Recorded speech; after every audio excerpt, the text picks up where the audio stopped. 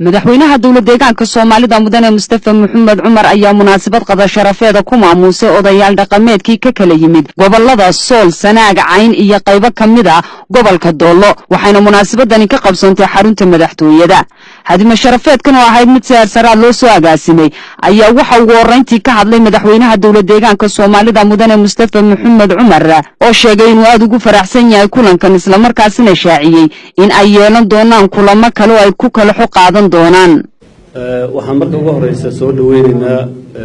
wufuudda faraha badan ee ka timid meeshii dhibaato ka dhacday ee Dhuumay iyo odayaashii iyo madaxdhaqameedkii hogaaminayay oo maanta halkan inala jooga.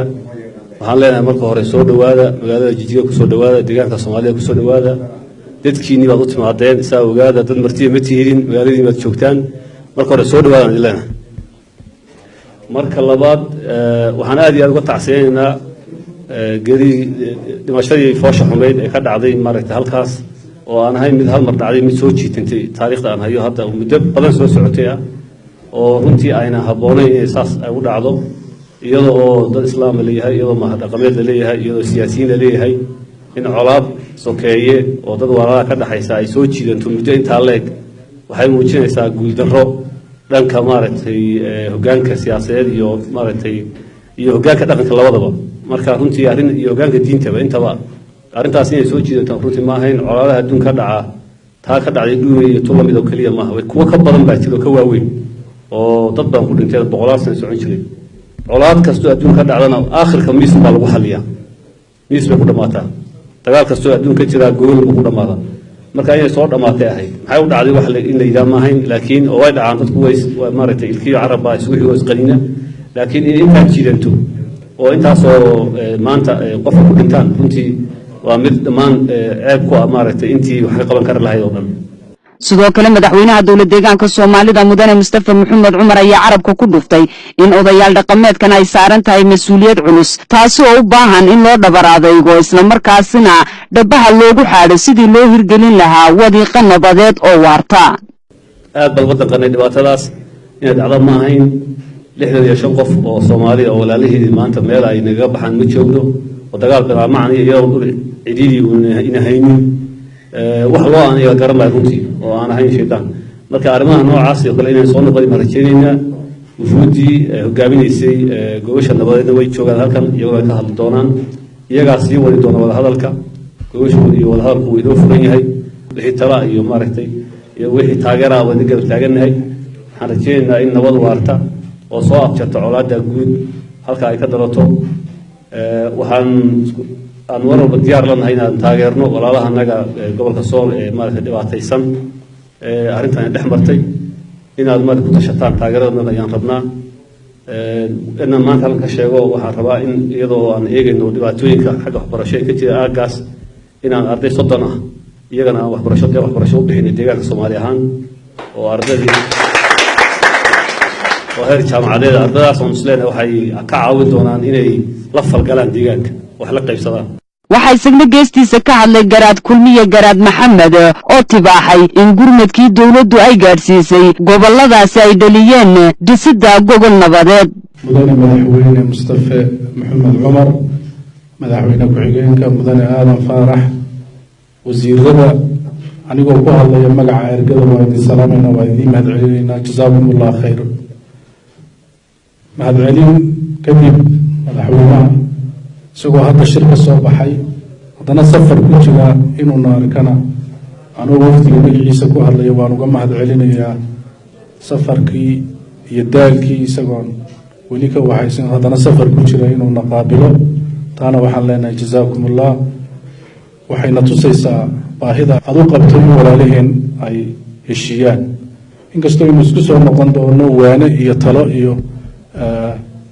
wixii tabasha ay wataan inaad dhageysato haddana in safarka aan ku fasaxno annaguna aan shirka sii wadno inuu madaxweynuhu noo ogolaadayna waan ku faraxsannahay guddiyadeediina way noo dhisan yihiin aan hawshaa ku geli lahayn. waxaa intaa dheer madaxweyne dadku koonfurta Sool waa meesha la isku diday laakiin dadka badankiisu waa Itoobiyaan oo meeshay degan yihiin Itoobiya u badan yihiin magaalooyinkooga waaweyn xoolahoogii barkadahoogii deegaanka Soomaalida ay ka tirsan yihiin. marka in iyagana heshiisiinta ka sako caafimaad darro waxbarasho la'aan dhibaato badan maamul la'aan badan baa ka jirta kulay dabcan madaxdii sarena way joogtaa iyaga afkooga kaga dhargi doona markaad isku soo noqotaan oo idin waxaynaya annagu intaanu soo aragnay baa inahaasa waxaan xagga u soo qaadayaa in meesha la isku dilay una ay gobolka Sool magaalada Dhumay iyo agaarkeega tahay laakiin xoolihii iyo dadkii iyo dhibaatada meesha aysan Itoobiya ay tahay waxaan kaaga mahad celinaynaa oo adiga iyo dawladdaadaba kaaga mahad celinaynaa gurmadkii dadku aad buu dhibaataysnaa laakiin gurmadka yar ee samayseen wax weyn buu taray wadooyin badan buu furay dad badan baan u gaarsiinay oo kulay media-ga lagala socday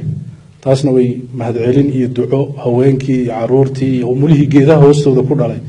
mahad celin iyo duco ayay ku soo dirayeen iyagana waxay sagna geestiisa ka hadlay Islaam Ciise Islaam Maxamed oo u mahad celiyay xukuumadda uu hogaaminayo madaxweyne Mustafa Maxamed Cumar sida iskugu taxalluujisay isla markaasina ay u danaynayso nabad ku wada noolaanshaha bulshada iyadoo meesha la rabo in laga saaro dhibaatooyinkii yaraa ee bulshada kala qoqobay iyadoo taas ka duuleysana ay hindisay inay u fidiso gobol nabadeed waxaan aad iyo aad ugu faraxsanahay xafladda tan qiimaha badan ee ka dhacday magaalada Jigjiga gobosha uu fidiyay madaxweynuhu ee maanta uu halakan isugu keenyeeray anigoo ku hadlaya sida garaadku uu sheegay ergadii ama raggii ka yimi meeshii dhibtu ka dhacday dhammaantood anoo magacooda ku hadlaya aad iyo aad baan ugu faraxsanahay madaxweyne gobol dhigaagii ayadaadii annaguna haddii aanu ka nimi Nugaaliya ama Puntland aanuna isu nimi raggii garaadku hogaaminayay uga soo kacay halakan dhibaatadaas magacaaga ku socday iyo qadarta rabbi iyo aragtidooda noo keenay wixii aad soo fartay oo ahayd dhaqan nashada kaaga timid dadka ehelka ah ama islaamka ah ee walaalaha ah ee dhibaatadu ay kala gaartay waxaanu dhammaantayo intii dhibtu ka dhacday oo ay ka dhaxaysay iyo intii kale oo ehel ahayd oo u soo quntay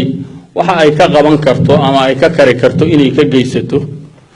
markii ay noo timi fariinta iyo gooldhiga aad iyo aad u culus oo aad soo dirtay ayaanu annaguna dhammaantayo magac kasta aan sheegano meel kasta si aanu ka nimaanay ayaanu ayadnay